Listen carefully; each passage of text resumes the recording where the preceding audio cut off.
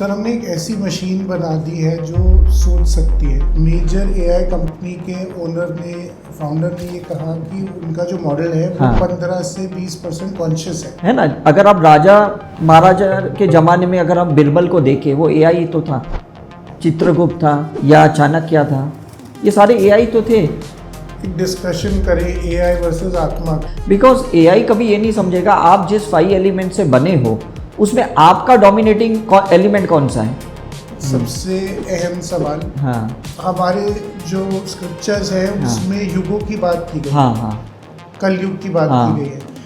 क्या एआई ही कलयुग लेके आएगा? 100% लेके आएगा।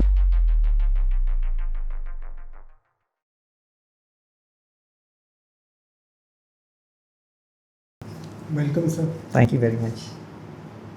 सर हमने एक ऐसी मशीन बना दी है जो सोच सकती है। हम ऐसी सफलता के पीछे भाग रहे हैं as a society, as a generation, जो मिलने के बाद भी हमें अंदर से खोखला कर देती है। राइट। और हम दूसरों को कोर्ट के निर्णय से पहले ही मुजरिम करार देने के लिए तैयार है। राइट। आज आपके साथ आज की दुनिया के ये 3 सबसे अहम सवाल, एआई, एम्बिशन और सोल। अभी रिसेंटली सर एक मेजर एआई कंपनी के फाउंडर ने ये कहा कि उनका जो मॉडल है 15 से 20% कॉन्शियस है। स्पिरिचुअल पर्सपेक्टिव से, आपके एक्सपीरियंस के पर्सपेक्टिव से, क्योंकि आप एक और साइंटिस्ट हैं, स्पिरिचुअल रिसर्चर है, और आपने एक बहुत यूनिकली ये गैप ब्रिज किया साइंस और स्पिरिचुअलिटी का। राइट। तो मुझे लगता है आप बेस्ट पर्सन है ये सवाल का जवाब देने के लिए कि क्या डिफरेंस है सोचने में, कॉन्शियस होने में या चेतना में और आत्मा में। आज का जो दौर है ना, जिसको हम कहते हैं रेडी टू मेड, मतलब हर चीज़ फास्ट फूड के जैसे है ना। जैसे अगर किसी को, ऐसा मैं मेडिकल डॉक्टर कहता हूँ कि किसी को अगर डायबिटीज़ है तो उसको सिर्फ दवाई चाहिए शुगर को कंट्रोल करने के लिए, उसको ठीक नहीं करना है, उसको सिर्फ कंट्रोल करना है। किसी को कैंसर हुआ तो उसको सिर्फ केमोथेरेपी चाहिए या सर्जरी चाहिए कि गांठ ही निकाल दे करके। तो इस पिछले 30-40 साल में लोगों ने जो एक फास्ट फॉरवर्ड लाइफ जीना सीख लिया है, उसमें एआई का तो आना बनता ही था। बिकॉज लोगों को ये लगता था दुनिया चलती है इंटेलिजेंसी के वजह से, है ना। जैसे ये हम कहेंगे कि एक मेडिकल फार्मेसी है जिसका जो रिसर्च है वो भी पूरी टेक्नोलॉजी बेस्ड है। मतलब हमें मेडिकल कॉलेज में भी डेड बॉडीज़ दिया था डिसेक्शन के लिए, 11th-12th में भी हमको अर्थवर्म, कॉकरोच दिया था। मतलब ह्यूमन्स तो साइंस में वैसे आते ही नहीं थे, पहले से ही नहीं आते थे। सोल तो दूर की बात है, इज इट राइट। ह्यूमन के इमोशंस भी नहीं आते थे। मेडिकल साइंस सिर्फ साइकोलॉजी तक पहुंची है, और साइकोलॉजी थॉट थिंकिंग बेसिस पे है, राइट। क्योंकि उसके इमोशनल बेसिस पे कोई आधार पे कोई डिजीज़ डायग्नोसिस नहीं करते डॉक्टर।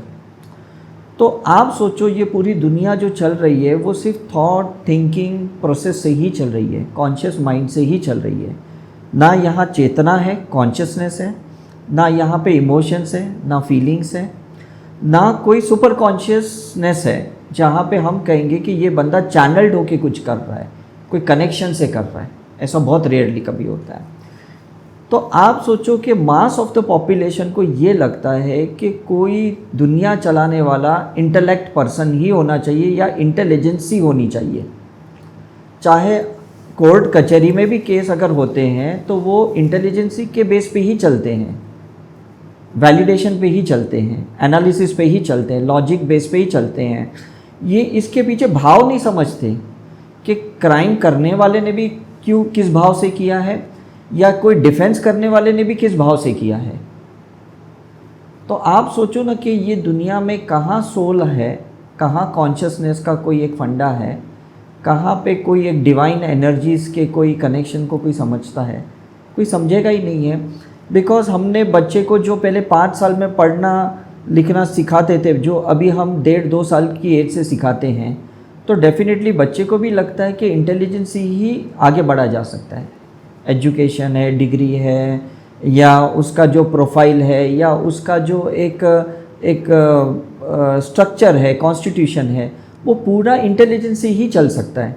तो एआई ने क्या किया है, एआई ने जितने आई क्लाउड में, जिसको हम लोग स्पिरिचुअलिटी में आकाशिक रिकॉर्ड कहते हैं, उससे उन्होंने सुपर इंटेलिजेंसी के थॉट प्रोसेस को कैच कर लिया। एक रिसर्च टीम होती है कि नहीं, कहते हैं there is a demand, there is a supply. तो कार ऑटोमोबाइल्स भी ऐसे करती है, हर एक मतलब टेक्नोलॉजीज़ वाले भी ऐसे करते हैं, भाई क्या चाहिए हमको। पहले लैंडलाइन मिला था, वी आर नॉट सेटिस्फाइड, फिर हमको पेजर दिया गया कि एटलीस्ट मैसेज तो आए।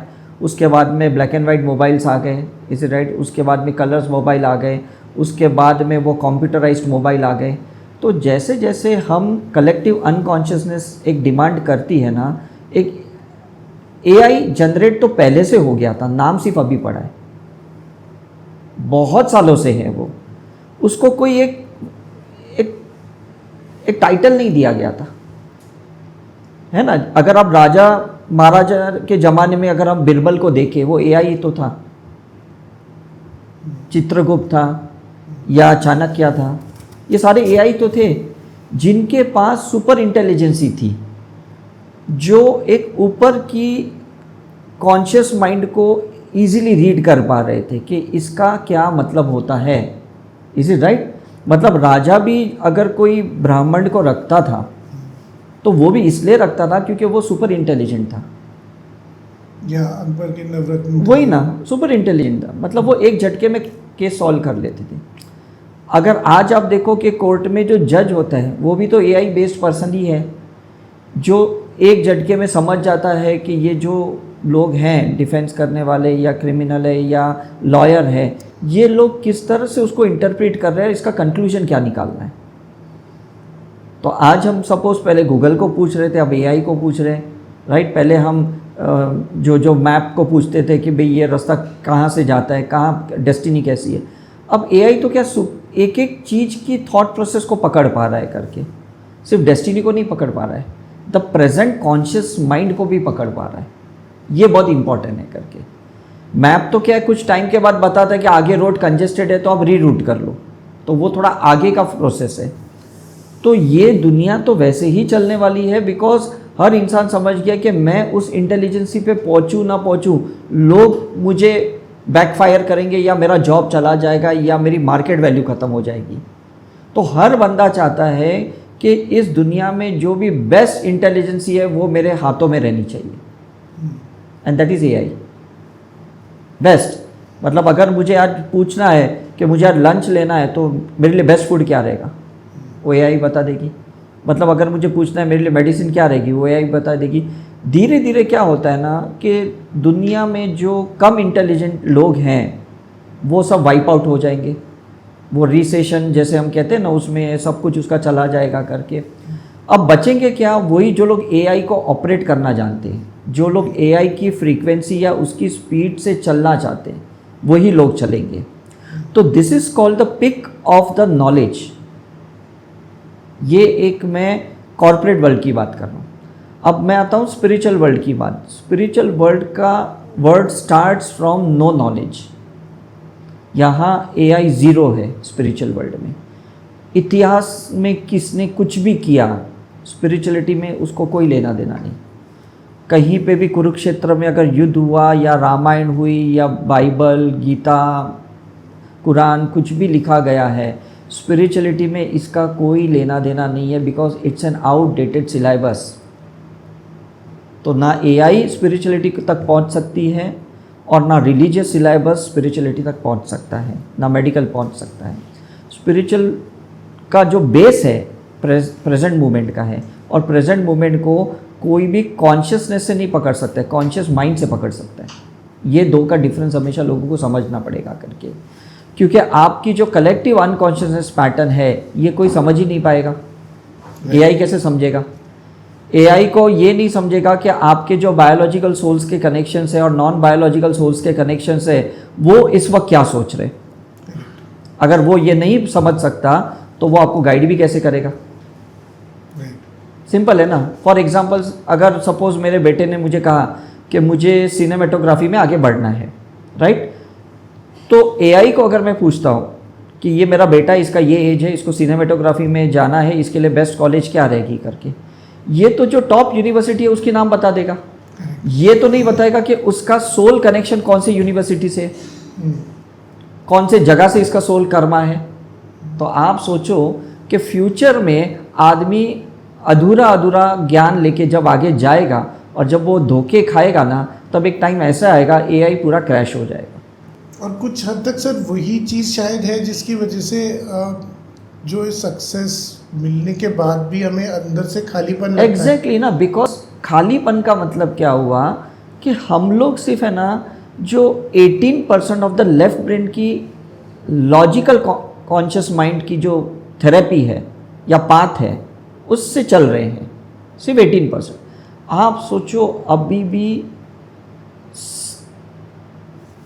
80% जो हमारा सबकॉन्शियस में जो इमोशंस है और जो सोल के कर्मा से रिलेटेड है, उसको तो वो एआई टैप ही नहीं कर सकता।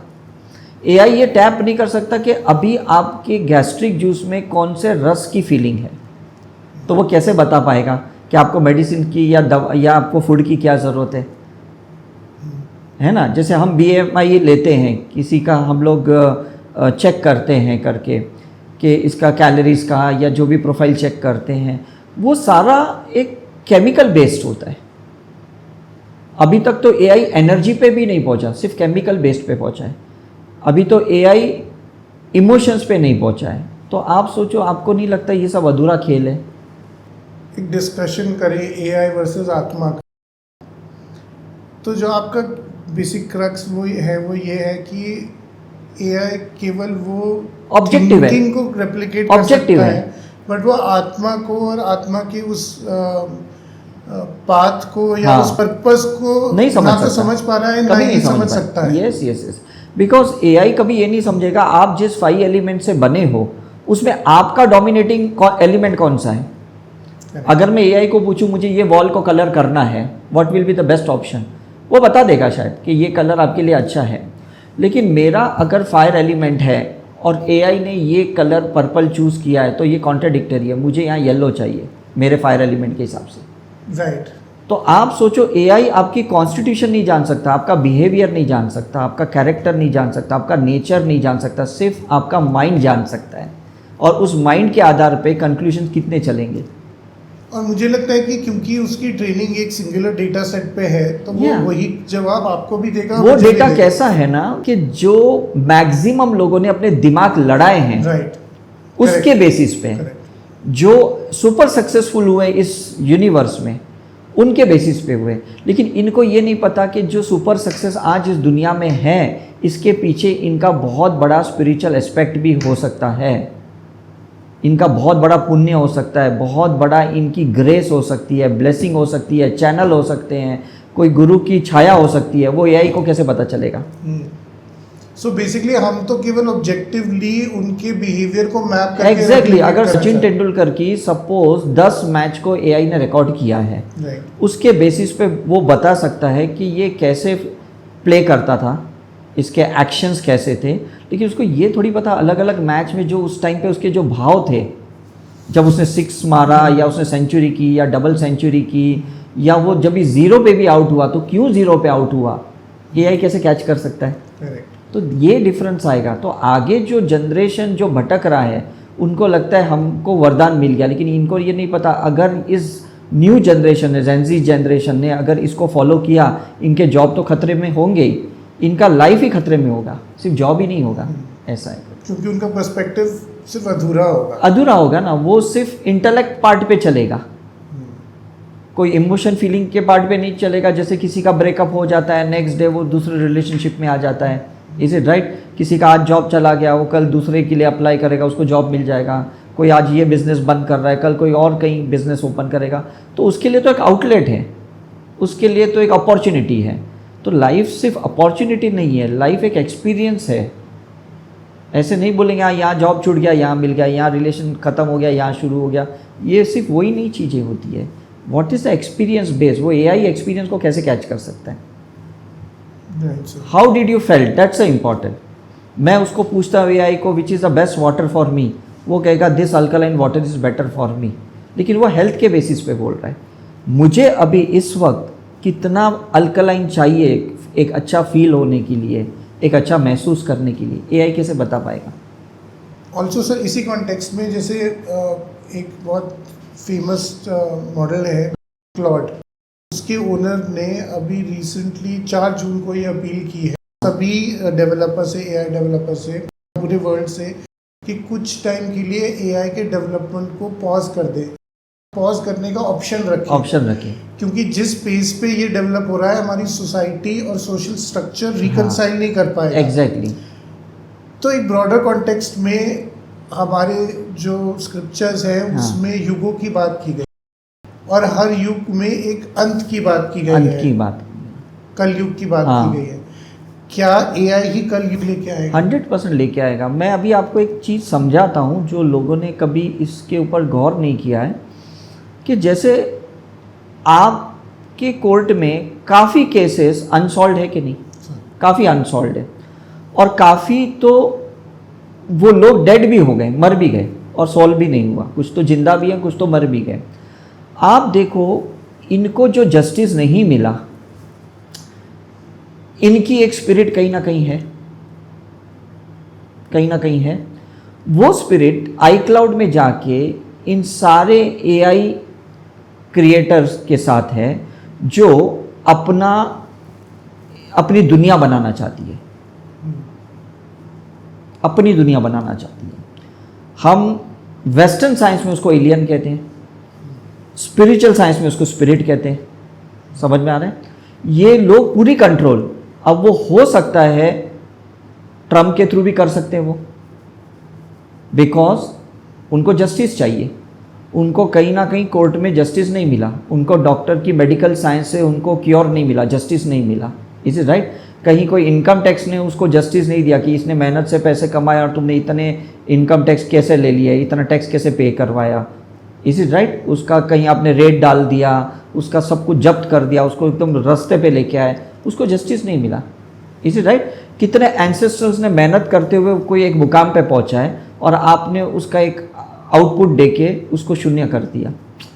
तो आप सोचो ये जितने भी इस कलयुग में जिन लोगों को मेडिकली या ये नॉन मेडिकली ये सब जगह पे जहाँ जस्टिस नहीं मिला, उसकी अपनी एक आई क्लाउड दुनिया बन गई है। एआई ने उसी दुनिया को पकड़ा है और वही विनाश का एक कारण होगा।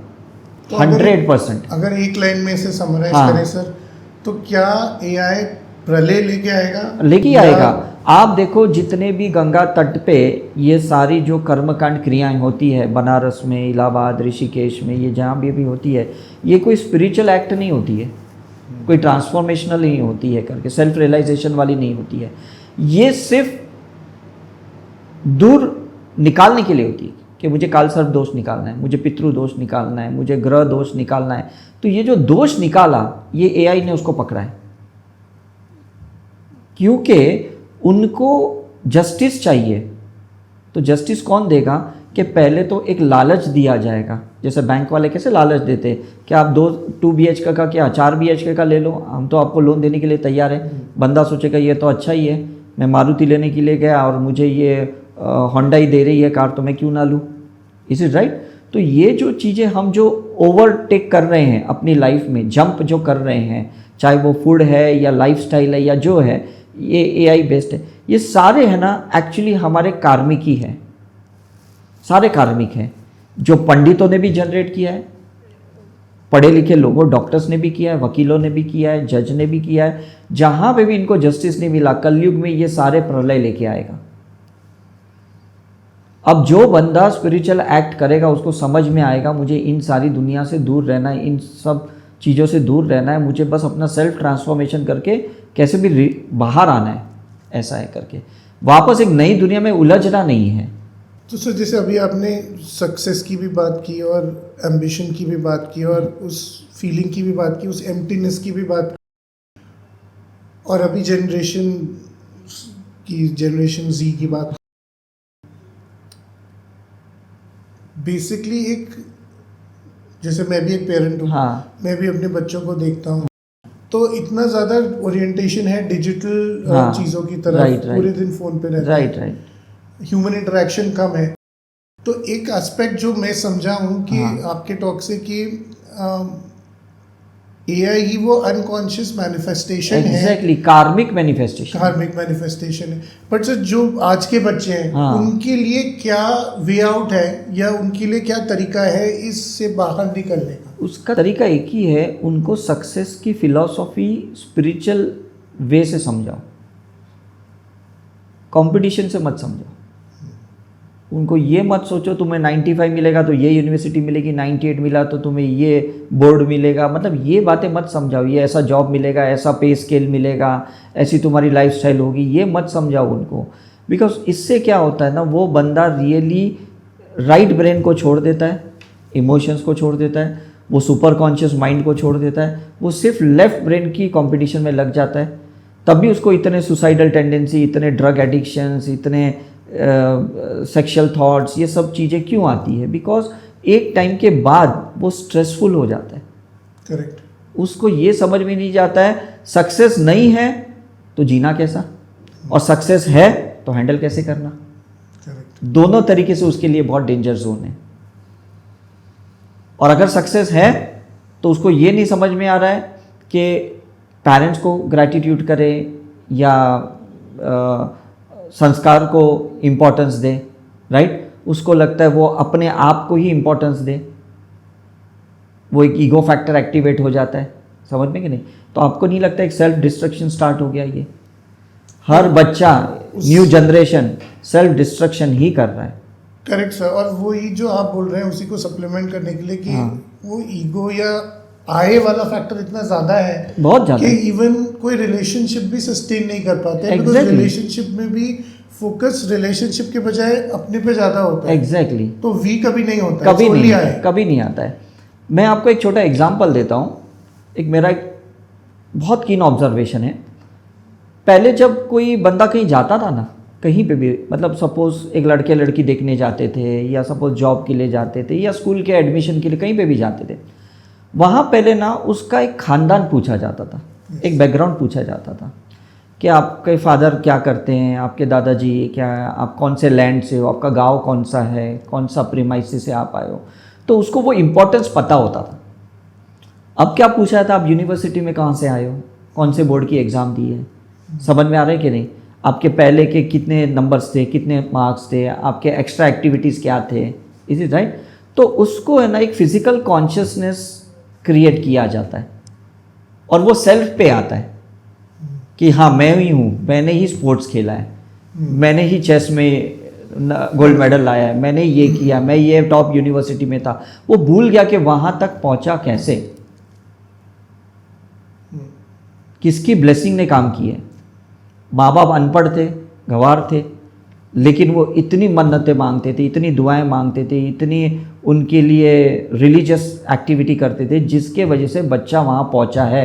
ये बैकग्राउंड तो कोई टीचर, कोई बॉस या कोई नहीं देता, उसको क्रेडिट नहीं देता। और बच्चे का लाइफस्टाइल भी कहीं ना कहीं एक अनकॉन्शियस एग्जैक्टली। फिर उसको लगता है अगर मैं ये कॉर्पोरेट वर्ल्ड में हूँ और अगर मेरा पे स्केल 3 lakhs पर मंथ है या 10 lakhs है या जो भी बड़ा पे स्केल है, I am the owner, I can do anything, I can do anything. I can put my money in my drugs, in the pub, in the disco, in the parties, anywhere I can put it. वो ये भूल जाता है कि पीछे जो लोग थे जिनके वजह से यहाँ तक पहुँचा, मुझे उनको भी अपलिफ्ट करना है, उनके भी ग्रैटिट्यूड करना है, और उनके साथ भी मुझे कर्म क्लियर करना है। तो जो अभी आपको सुन रहा है सर, वो कैसे डिस्टिंग्विश करेगा उस एम्बिशन में जो आपको सही रास्ते पे ले जाए और उस एम्बिशन में जो आपको खोखला कर देती है? देखो, एक चीज़ है, आप खोखले कब होते हो, जब आपने मैं से ये चीज़ को प्राप्ति की है। राइट। समझ में कि नहीं? क्योंकि आप किस चीज़ को कितना एंजॉय करोगे। मैं प्यासा हूँ, मैंने ये पानी पिया, मैं कितना पीऊँगा? एक के टाइम के बाद पानी दिखेगा, लेकिन मुझे लगता है नहीं चाहिए यार पानी, दूर रखो इसको मुझसे। तो ये खोखलापन है, because I am not allowing the near and dear to celebrate with me. That is खोखलापन, is it right? और जहाँ मैं सेलिब्रेट कर रहा हूँ मेरे हर सक्सेस को, मेरी फैमिली के साथ, फ्रेंड्स के साथ, रिलेटिव के साथ, टीचर के साथ, मेरे स्कूल के फ्रेंड्स के साथ या कॉलेज के पुराने फ्रेंड्स के साथ मैं रीयूनियन में जाता हूँ, वो कभी खोखलापन ला ही नहीं सकता, क्योंकि वो चेन है, वो उन लोगों के साथ है जहाँ पे आपके अप्स एंड डाउन्स साथ में ही चल रहे, तो खोखलापन कैसे आएगा? Think about it. राइट। आ ही नहीं सकता, because every time you are with the people who are ups and downs. आपने एक सीरियल सुनी होगी तारक मेहता, जो इतने सालों से चल रही है, उसका जो मेन जो डायरेक्टर है, जो प्रोड्यूसर है, जो राइटर है, उसका क्या था पता है? उसका मैंने माइंड रीड किया, उसको जो ना लाइफ के सारे जनरेशन के ना अप्स एंड डाउन्स एक स्क्रीन पे दिखाने थे, चाहे वो दादाजी था या उसका ग्रैंडसन था या जो एक एडल्ट एज का कोई एक बिजनेस चला रहा है, कोई एक जॉब कर रहा है, कोई एक रिलेशनशिप में, हर चीज़ का ना वो एक स्क्रीन पे दिखाते थे। तो आप सोचो कि सब जनरेशन को ना वो चीज़ें समझ में आती कि हाँ मेरा भी तो आज जॉब नहीं है, टाइम ख़राब चला है, लेकिन कुछ नहीं, मेरे फ्रेंड्स तो है। शाम के टाइम पे जब मैं बैठता हूँ सोडा पीने के लिए या ऐसे ही गप्पे में, तो लोग हैं मेरे साथ, लोग हैं मेरे साथ, तो खालीपन नहीं आएगा, सुसाइडल थॉट्स नहीं आएंगे, क्रिमिनल माइंड नहीं क्रिएट होगा, समझ में कि नहीं, ड्रग एडिक्टेड नहीं होगा, क्योंकि वो अपने खालीपन को हैंडल नहीं कर पा रहा है। क्योंकि मोबाइल में भी कितना टाइम आप रहोगे, किसी को कितना स्टॉक करोगे, किसी के कितने स्टेटस में जाओगे, एक टाइम के बाद वो भी बोर हो जाता है, बोलते अरे क्या करूं देख के, वो कहीं पे मसूरी में एंजॉय कर रहा है, कोई कहीं कर रहा है, यार मैं तो यहाँ पक रहा हूँ, मैं तो बोर हो रहा हूँ, मैं क्या करूँ उसको देख के। तो वो चीज़ें हैं जहाँ पे इस जनरेशन के लोग या हर जनरेशन के लोग ये समझने चाहिए कि सेल्फ के साथ टाइम स्पेंड करना इतना इम्पॉर्टेंट है। ये डिजिटल वर्ल्ड आपको अपने से ही दूर, अपनों से तो दूर कर रही है, अपने खुद से भी दूर कर रही है। तो यही तो सबसे बड़ा खालीपन है करके। सर अभी रिसेंटली 2 डेथ्स हुई हैं, हाँ। Unfortunate events.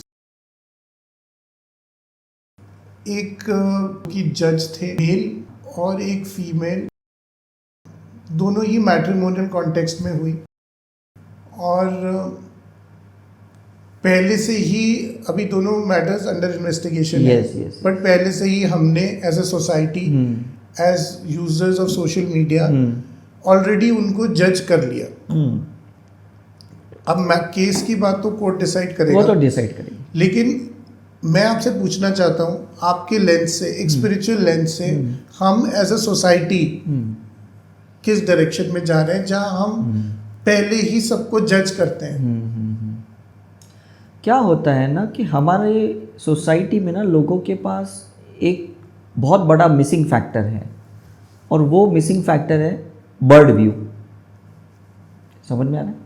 बर्ड व्यू, जहाँ हम भगवान की नज़र से एक चीज़ को देखते हैं, एक बड़े एनलाइटन पर्सन या मास्टर्स के नज़र से किसी को देखते, ये मिसिंग है हमारा लाइफ में।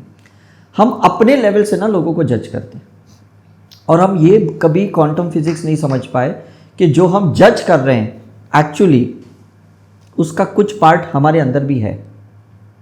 फॉर एग्जाम्पल, अगर मेरे आईज में कॉन्स हैं, राइट, और कलर डिस्टिंग्विशन है, तो मैं बोलूँगा ना ये ब्लैक है, ये वाइट है, ये येलो है। लेकिन सोचो अगर मेरे अंदर नहीं है वो, तो मैं कैसे डिस्टिंग्विश करूँगा? क्योंकि मैं देख ही नहीं पा रहा हूँ। समझ में आ रहा है? तो जब अगर ऐसी सिचुएशंस आती है जहाँ पे एक मास ऑफ द पब्लिक को ये केस प्रेजेंट किया जाता है, वहाँ उन लोगों को दिल से प्रे करनी चाहिए। उस बंदे को तो फ्री करना ही चाहिए, क्योंकि वो बहुत एक बड़े कार्मिक का एक आइकॉनिक बन गया है वो। लेकिन एट द सेम टाइम मुझे इंटेंशन रखना है कि मेरा भी कुछ अगर ऐसा अनहील्ड पार्ट रहेगा या नेगेटिव साइड रहेगा, जो इलेक्ट्रॉन्स उसके पास एक्सेस में, उसमें कुछ इलेक्ट्रॉन्स मेरे पास भी रहेंगे, तो वो न्यूट्रलाइज्ड हो जाए। तो पहले ज़माने में क्या होता था ना, मैं आपको एक सिस्टम समझाता हूँ कि रात को गांव में ना भजन कीर्तन होते थे, सत्संग होते थे। तो उससे क्या होता था, दिन में ऐसी जो भी उलझनें होती थी कहीं पे भी, रिलेशनशिप में या एग्रीकल्चरल फील्ड पे, कुछ भी ऐसे होता था, उस वाइब्रेशन से ना एक ट्रांसफॉर्मेशन क्रिएट होता था। नेक्स्ट डे लोग ब्रह्म मुहूर्त में उठ के वापस अपने काम पे लग जाते थे। तो that is the clearance part before you sleep on the bed. अब कैसा होता है, before you sleep on the bed आप टीवी चैनल देखते हो या आप रील्स देखते हो मोबाइल की, ये सब चीज़ें देखते हो, आप जज करके सो जाते हो, एक सॉलिड कंसोलिडेट स्ट्रक्चर क्रिएट करके सोते हो।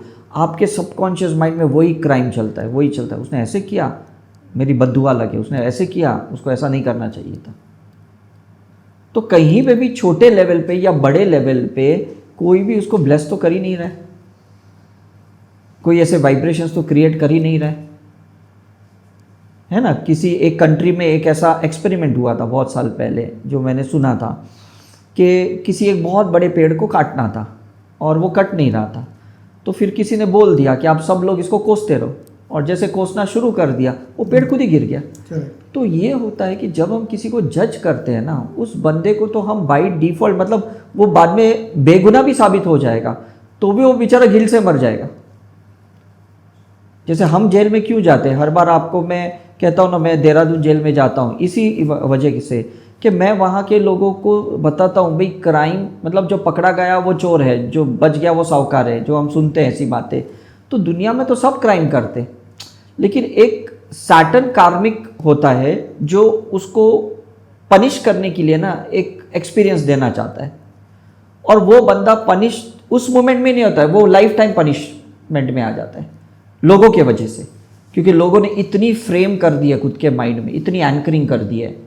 तो वो बंदा जेल से घर पे भी आ जाएगा तो भी रास्ते पे जाएगा, बोलेगा आपको पता है ये बंदा 7 महीना जेल में था, आपको पता है ये 7 साल जेल में था।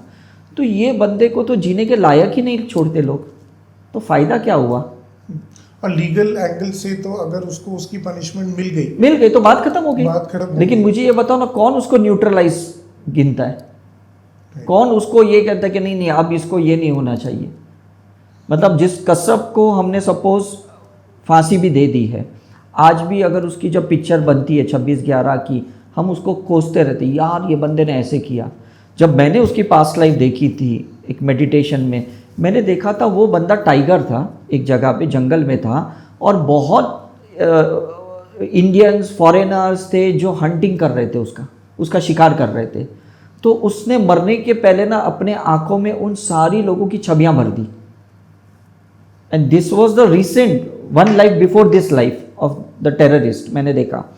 तो वो जो बंदा जिस तरह से मरा, उसको जितने लोगों ने, इंडियंस बाहर के लोगों ने किया, आप सोचो वो ओबेरॉय में ताज होटल में क्यों गया, क्योंकि उसको वो सारे लोग मिल रहे थे, नहीं तो कहीं पे भी अटैक कर सकता था जो उसकी लाइफ से कनेक्टेड। एग्जैक्टली और उन पे ही मतलब वही लोग विक्टिमाइज्ड हुए।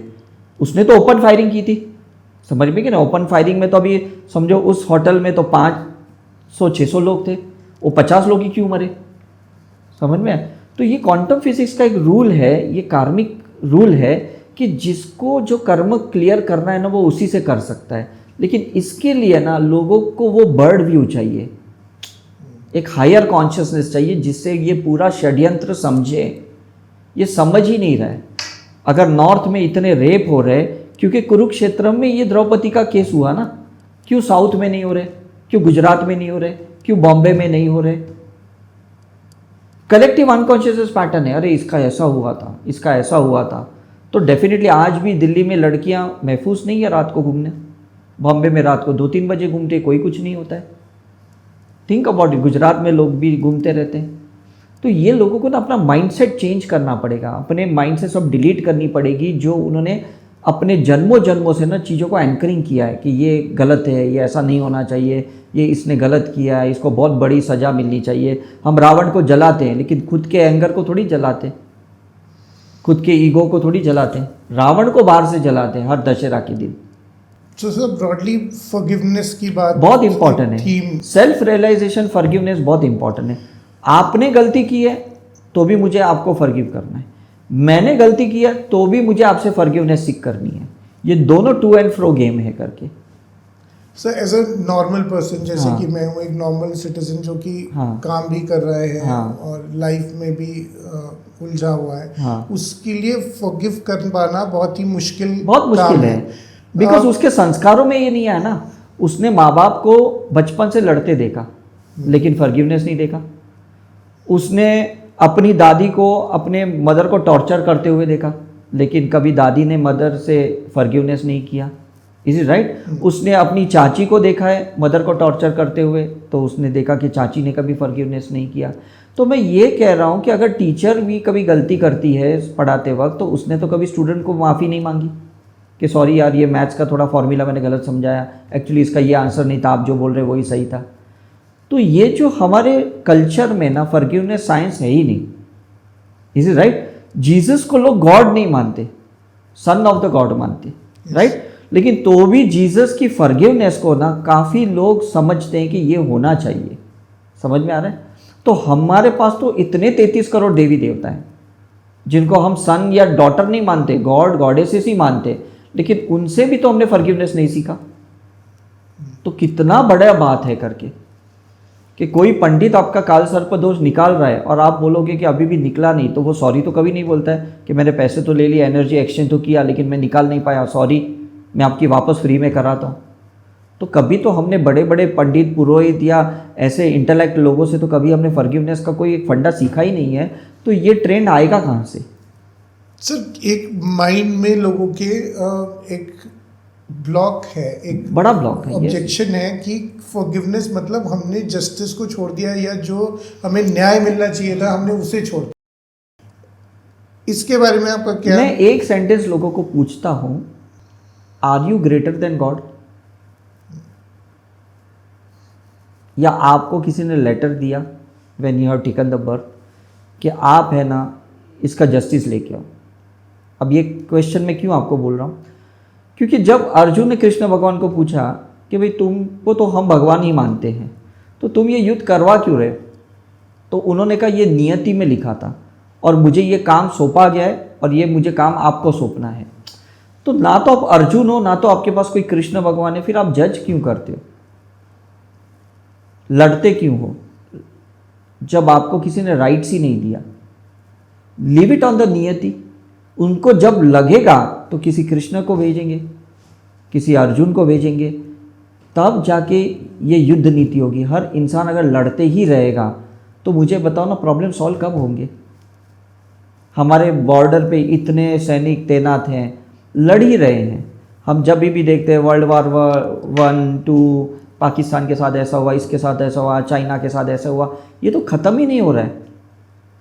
आप उन सारे बॉर्डर पे जितने भी आर्मी वाले हैं इनको बोलो उन कंट्री से माफ़ी मांगे, उन लोगों को बोलो आप इनसे माफ़ी मांगो, वो उधर ही ख़त्म हो जाए, कश्मीर का मुद्दा भी उधर ही सॉल्व हो जाए। फिर ये इशू ही क्यों रहना चाहिए? जो पॉलिटिकल लीडर्स हैं जो जीते हैं, इनको हारने वाले से फॉरगिवनेस करवाओ कि भाई हम भले जीते हैं लेकिन फॉरगिवनेस आपसे लेते हैं क्योंकि आपकी पोजीशन हमने ली। जो हारे हैं उनको भी फॉरगिवनेस जीतने वाले लीडर से लेना चाहिए कि हम इस बार अच्छा कुछ परफॉर्मेंस नहीं कर पाए इसलिए शायद हम हारे और आप जीते करके, लेकिन हम ब्लेस करते कि आप कंट्री को अच्छे से चलाएं। ये होता है टीम वर्क, ये सिस्टम होना चाहिए पूरे वर्ल्ड में, ऐसा मैं कह रहा हूँ। ऐसा नहीं कि बस मुझे जीतना है, मुझे लड़ना है, मुझे उसको दिखाना है कि मैं सच हूँ। ये सच की जो लड़ाई है ना, ये रिलेटिव सच है। अल्टीमेट ट्रुथ तो इस दुनिया में किसी को पता ही नहीं है। Everyone is fighting to what he has framed the truth. उसके दिमाग में जो ये सच्चाई है तो वो उसको ट्रुथ लगता है। मतलब कोई एक आदमी जिम में जाएगा, एक बच्चा, वो सोचेगा नहीं मुझे तो जिम ट्रेनर ने बोल दिया तेरे को प्रोटीन बहुत चाहिए और तुझे ये मटन से मिलेगा, इससे मिलेगा, बस मेरे लिए तो यही खाना है, यही सच है करके, तो वो तो खाएगा ही। मैं उसको बोलूँगा नहीं तू स्प्राउट्स का, तू सोयाबीन का, नहीं यार उसमें इतना थोड़ी होता है जो मीट में होता है। Is it right? तो आप सोचो ना, ये चीज़ें एक्चुअली हम अपने आप को इंटेलिजेंट समझते हैं लेकिन है नहीं इतने इंटेलिजेंट। मतलब हम अपने पर्सपेक्टिव को एग्जैक्टली स्वार्थ से अपनी इंटेलिजेंसी को डिफाइन करते हैं, ऐसा है करके। हमारा ट्रुथ एक्चुअली सेल्फिश है, क्योंकि इसमें अगर मेरा फायदा है तो मैं बोलूँगा इससे अच्छा कप इस दुनिया में मिल ही नहीं सकता, समझ, क्योंकि मेरा स्वार्थ है। और मैं पी रहा हूँ तो मैं बोलूँगा यार मैं दूसरा कोई कप की कैसी तारीफ करूँ जबकि मैं ये कप में पी रहा हूँ। ऐसा हो गया ना, ये तो ऐसी बात है। सर आज का ये टॉक कंक्लूड करने से पहले एक लास्ट क्वेश्चन। कुछ हमने एग्जांपल्स लिए, कुछ अनफॉर्चुनेट इंस्टेंसेस की भी बात की जिसमें कि हम एक मास लेवल पे एक रिएक्शन देखते हैं किसी के सुसाइड पे या किसी एक्टर के डेथ पे। लेकिन एज अ लॉयर मेरे एक्सपीरियंस में और as a doctor and as a spiritual scientist ये चीज़ें बहुत कॉमन हैं। बहुत कॉमन है। तो सवाल मेरा आपसे ये है कि हमारा जो कंपैशन है हाँ। वो इतना सेलेक्टिव क्यों है? सेलेक्टिव है क्योंकि हम सेल्फिश बहुत है ना। हमें उनसे ही प्यार है या उनसे ही करुणा है जिनसे हमें फ़ायदा होता है। समझ में आ रहा है? फॉर एग्जाम्पल मैं बॉम्बे की लोकल ट्रेन में ट्रैवल करता हूँ, राइट। मैं 2-4 दोस्तों के साथ जाऊँगा ना, उनके लिए मैं जगह बनाऊँगा, इसको बैठने दो, इसको यहाँ खड़े रहने दो, इज इज राइट। दूसरा कोई बंदा जिसको मैं जानता नहीं हूँ, तुम दूर हटो, तुम टच मत करो, मुझे तकलीफ़ हो रही है। मतलब हमारा कंपैशन यूनिवर्सल नहीं है, हमारा लव यूनिवर्सल नहीं है, ये बहुत सेल्फिश है। हम अपने बच्चों के लिए लड़ते हैं, बच्चा अगर गलत भी है ना तो भी हम बोलेंगे दूसरे वाले को इसमें इतनी बड़ी क्या बात हुई करके, ऐसी गलतियां तो सब करते हैं। हम जाके प्रिंसिपल को भी बोलेंगे या दूसरे को भी बोलेंगे। मतलब हम कितने सेल्फिश हैं कि जहाँ हमें पता है हम गलत है ना, वहाँ पे भी हमें कंपैशन बस उन्हीं चीज़ों पे आता है, दूसरे पे तो आता ही नहीं कि यार उसकी भी ज़िंदगी है, उसकी भी लाइफ ख़राब हो सकती है। आप एक लॉकडाउन के वक्त एक मूवी रिलीज़ हुई थी 2020 में, वन डे करके, आप देखना, जो शायद अनुपम खेर की पिक्चर थी। ही वॉज अ जज इन द फुल इसमें।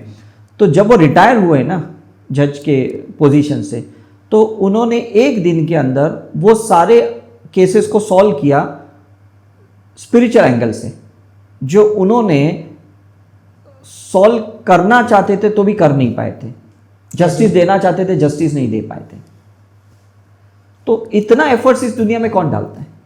इतना compassion out of the box किसके पास है कि मैं उससे जाके माफ़ी मांगू कि भाई मुझे पता था आप निर्दोष थे, लेकिन मैंने आपको सज़ा सुनाई, आपको मैंने जेल में डाला, आपको मैंने ये इतनी बड़ी पेनल्टी दी। मतलब मैं ये कहने की कोशिश कर रहा हूँ कि हम लोग क्या है ना, इवन पास्ट लाइफ रिग्रेशन में जाके भी सॉरी मुश्किल से बोलते हैं। सामने बंदा है तो भी नहीं बोलते, लेकिन पास्ट लाइफ में सोचते चलो प्रेजेंट लाइफ रिग्रेशन में उसको मैं सॉरी बोल दूंगा। मतलब इतना हमारे अंदर अभी भी वो संस्कार आए नहीं है, किसी के अंदर नहीं है इतना कंपैशन। That's the meaning. हम लैंड के लिए लड़ते हैं, धर्म के लिए लड़ते हैं, देश के लिए लड़ते हैं, अपनी प्लेस प्रीमाइसिस के लिए लड़ते हैं, बट हमें भूल जाते हैं कि भी आसपास और भी तो लोग रहते हैं, और ये दुनिया में तो किसी का भी कभी भी हक हो सकता है। ऐसा ज़रूरी नहीं इसमें मेरा ही हक होना चाहिए, ये तो हमें कभी आता ही नहीं है। गार्डन में कोई प्लांट्स, कोई फ्लावर किससे लड़ता नहीं है कि यार ये बंदा गार्डन में आके उसने सनफ्लावर को क्यों देखा, इस फ्लावर को क्यों नहीं देखा, कभी वो सोचता नहीं है। कई फ्रूट्स ये नहीं सोचता यार जब भी आते ये लोग मैंगो ही लेके जाते हैं, मैं चीकू पड़ा हूँ, मेरे को तो कोई टच नहीं कर रहा है। मतलब कोई ऐसा फ्रूट्स थोड़ी सोचता है। तो वो प्योर कॉन्शियसनेस अगर है तो प्योर कंपैशन है हमारे अंदर। अभी वो प्योर कॉन्शियसनेस रही नहीं तो कंपैशन भी प्योर कहाँ से रहने वाला है? Right, sir. Thank you so much, sir. Thank you, sir. And I will see you in the next part. Yeah, thank you very much. Thank you so much.